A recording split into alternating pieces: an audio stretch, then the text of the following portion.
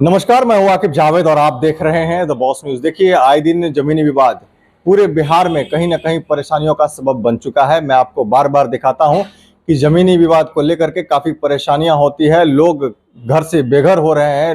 लड़ाई दंगा फसाद का एक जड़ बना हुआ है जमीन। इसको लेकर के सरकार को कहीं ना कहीं जो है एक सख्त रवैया अपनाना चाहिए। और इसमें जो है सबसे बड़ी चीज तो ये होती है कि जमीन अगर सही भी है तो गड़बड़ करने के लिए ऑफिसर लोग बैठे हुए रहते हैं वहां पर, और उससे मिली भगत से कहीं ना कहीं उल्टा सीधा काम होता है।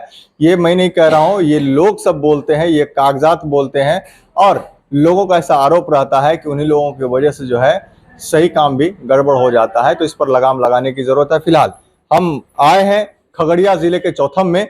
यहाँ पर एक जमीनी विवाद है। इनसे जानने का प्रयास करेंगे, क्योंकि इनका बनाया हुआ 2 मंजिला घर इनसे खाली करा लिया गया है, इनको घर से भगा दिया गया है। तो इन्हीं से बात करके जानने का प्रयास करेंगे क्या है पूरा मामला। सर, क्या है पूरा मामला, ये बताइए। सर 18/6/1996 में मसम्मत माला देवी और मोहन भगत के बीच बंटवारा हुआ। बंटवारा में जिस जमीन हम लिए हैं उसका खाता है 377, खेसरा है 6598, तोजी नंबर 94 से 11/2, अराजी 2.5 कट्ठा और जमाबंदी 54। कुल जमाबंदी 3 कट्ठा का है, लेकिन 10 धुर अपने बेटी को दान में दिया था, इसलिए 2.5 कट्ठा बचा और दोनों के बीच में बांट दिया गया। 1 कट्ठा 5 धुर और 1 कट्ठा 5 धुर जमीन। तो मोहन भगत से हमने जमीन खरीदा। मोहन भगत ने अपने हिस्से में से 15 धुर मीना देवी उमेश भगत को दिया और 10 धुर मीना देवी त्रिवेणी भगत को दिया 1996 को। पंचनामा बंटवारा के अनुसार उसके हिस्से में जमीन हम ले लिए। उसके बाद हम, ये मेरा कवाला है, दीद कवाला है। अच्छा, यहाँ पर 2 लोगों को बेचा, दोनों का नाम मीना भगत है। हम मीना देवी है, मीना देवी है। एक का उमेश भगत और दूसरे का त्रिवेणी भगत, पेशर में गार्जियन उसका। ठीक है, तो कवाला मिलने के बाद दखल में दे दिया हमको। अब जब हम अंचल में गए जमाबंदी कायम करने के लिए, तो अंचल का रिपोर्ट आता है कि जमाबंदी में छेड़छाड़ किया गया है। 1992-93 में जो है एक जमाबंदी, फर्जी जमाबंदी कायम किया गया है। 54 नंबर जमाबंदी से 12 धुर और 55 नंबर जमाबंदी से 13 धुर, दोनों मिला के 1 कट्ठा 5 धुर कायम किया गया है, जिसका तोजी नंबर 94 से 11/2 है, खाता 377 है, खेसरा 6598 है और रकबा 54 में से 12 धुर और 55 में से 13 धुर, दोनों मिला के एक जमाबंदी कायम किया गया है।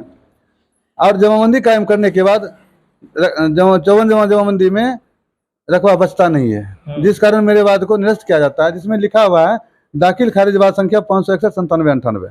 इसको निरस्त करने के बाद अंचल अधिकारी ने हमें भूमि सुधार उपसमहर्ता के पास आदेश का मसम्मत माला देवी को सूचित कर इसको सुन लिया जाए। तो उनके विरुद्ध हमने न्यायालय के शरण में गए, न्यायालय भूमि सुधार उपसमहर्ता के शरण में गए और वहाँ मेरे और मेरे दस्तावेज की जांच किया गया और उनसे भी बुलाया गया, जिसका केस दाखिल हुआ था 1/99/2000 में और इसका 28/11/2005 को इसका निष्पादन किया गया।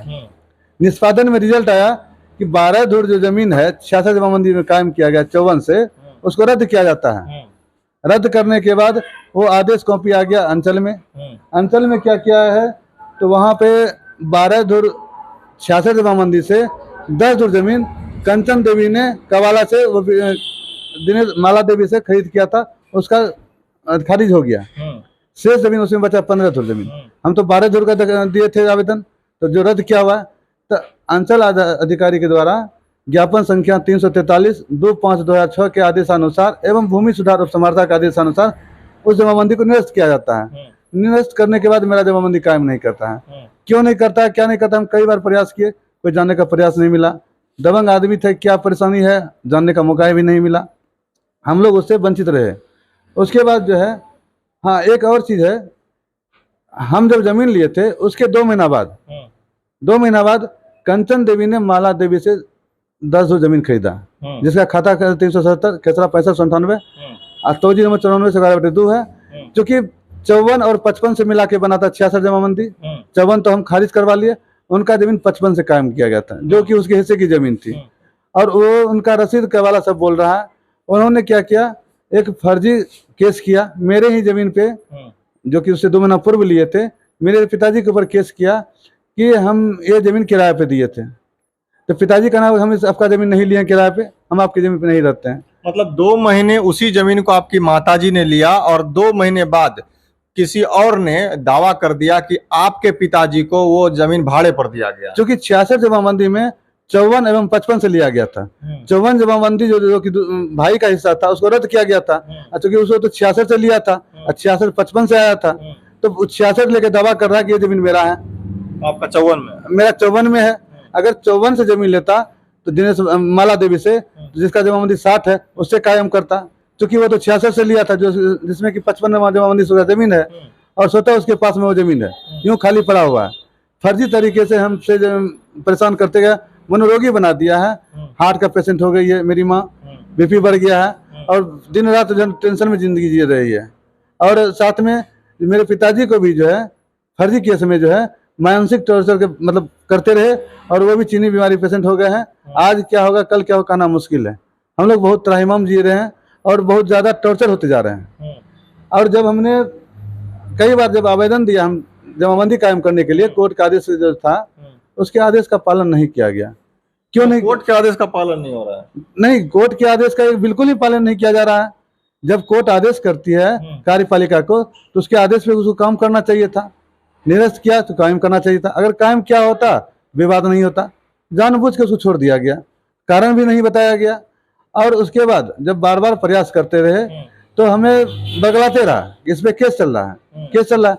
तो कंचन देवी जी ने जो केस किया था त्रिवेणी भगत पे से छोटेलाल भगत पे, क्योंकि त्रिवेणी भगत का जमीन नहीं है, जमीन है मीना देवी जिसके जोजे का नाम है त्रिवेणी भगत, और एक कंचन देवी है जिसका पति का नाम है सज्जन सिंह।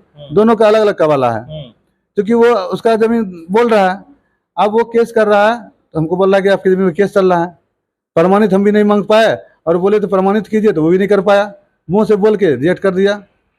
तो ये सब होते होते समय बीतता गया, और उसके बाद फिर 2023 में हम जो है आवेदन दिए, क्योंकि मेरे पास कोर्ट का आदेश था। हमने गए वहाँ पे, बोले कि कोर्ट का आदेश है, इसके आदेश का अवहेलना क्यों किया जा रहा है, आप इस आवेदन को स्वीकार कीजिए और जो आपका लगान होता है वो लीजिए। उन्होंने कहा कि इस पे केस चल रहा है। बोले केस नंबर डालिए, इसको रिजेक्ट कर दीजिए, जो केस चल रहा है उसको डाल के रिजेक्ट कीजिए। तो उन्होंने फर्जी आवेदन दिखाया, तो फर्जी आवेदन को हमने निरस्त कर दिया उसी जगह पे। ये गलत आवेदन है, क्योंकि ये त्रिवेणी भगत का जमीन नहीं है जिसके नाम से आवेदन है, ये मीना देवी का जमीन है। आप गलत आवेदन दे रहे हैं, फर्जी सिग्नेचर, फर्जी आवेदन, तो उसको हटा दिया गया। जमीन है आपके माँ के नाम से, आप कोई आवेदन कर रहा है आपके पिताजी के नाम से। अब ये सब होने के बाद अब हम परेशान होने लगे, तो बोले नहीं पहले दखल में लेके आइए तब होगा। कि हुजूर आप दखल देहानी कैसे हम करेंगे, आप जमाबंदी कायम कीजिएगा तभी तो। मतलब कुछ बरगलाना शुरू कर दिया, बोले दखल में तो है ही, हम दखल में है, आपको करने में क्या जाता है। एवं प्रकार से टालते रहा। अच्छा देखते हैं कुछ से कुछ बोल के बरगलाते रहा। उसके बाद लिखता है कि इस पे कंचन देवी जो सज्जन सिंह का कब्जा है। तो हम कहे कि कंचन देवी का कब्जा कैसे है, उसका जमीन अलग है, उसका कवाला जब कंचन चौकी 10 दूर जमीन ली है उसका अलग है। अब मीना देवी का भी जमीन उसके पास, ये कैसे हो गया भाई, ये गलत आप कर रहे हैं। तो बोले प्रमाणित कीजिएगा ना कि कंचन देवी जमीन है, ये उसका जमीन तो अलग है, यहाँ तो कोर्ट का आदेश है मेरे पास। इस सबको नजरअंदाज करते हुए आगे बढ़ते गए हम। उसके बाद जो है ना बाद में पता चलता है कि इस पे कंचन देवी जो है ना दबा ठोकने आ गई कि घर से निकलो, मेरा जमीन है।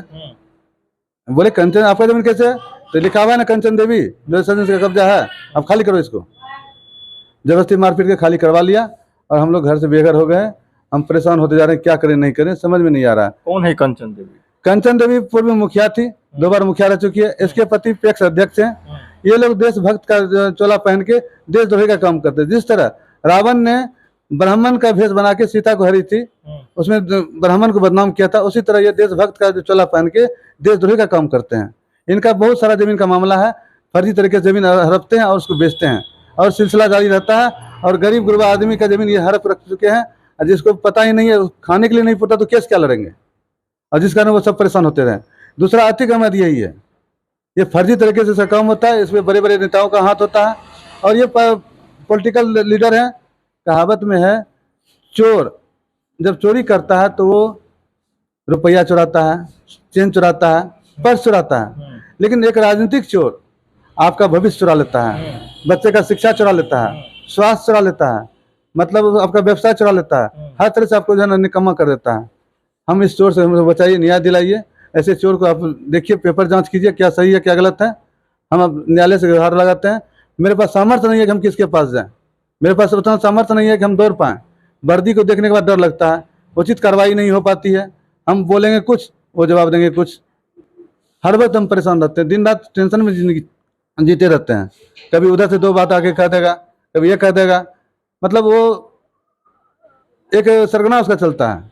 उसका सरगना ऐसा है कि मतलब क्या कहा जाए, मतलब पॉपुलर आदमी है वो, उसके पास सब चीज़ है उसके पास में, और वो कुछ भी कर सकता है। जान का भी खतरा बना हुआ है। हुजूर सरजमीन पे आके कंचन देवी और मीना देवी का दोनों का प्रॉपर्टी नाप के दोनों को थमा दिया जाए, और जो गलत है उसको सजा दिया जाए, जो सही है उसको अपना अपना संपत्ति दिया जाए। हुजूर से मैं यही गुजारिश चाहता हूँ, और न्यूज़ के माध्यम से मैं जानना चाहता हूँ कि लोकतंत्र का 4 खंभा होता है, न्यायपालिका, कार्यपालिका, विधायिका और मीडिया कर्मी। कार्यपालिका का काम है काम करना, और न्यायपालिका का काम है उस पर देख रेख करना। मीडिया कर्मी का काम है उस पर देख रेख करना, क्या गलत हो रहा है क्या सही हो रहा है। और न्यायपालिका का काम है कि सही से पालन कर रहा है कि नहीं कर रहा है। और विधायक का काम है कानून बनाना।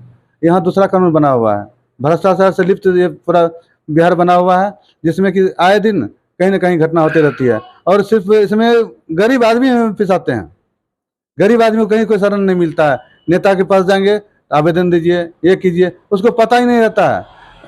पहला क्लास के बाद दूसरा पढ़ा ही नहीं है। विशेष पढ़ा है तो मैट्रिक तक पढ़ा है, जिसमें न कानून का पाठ है न कुछ पाठ है।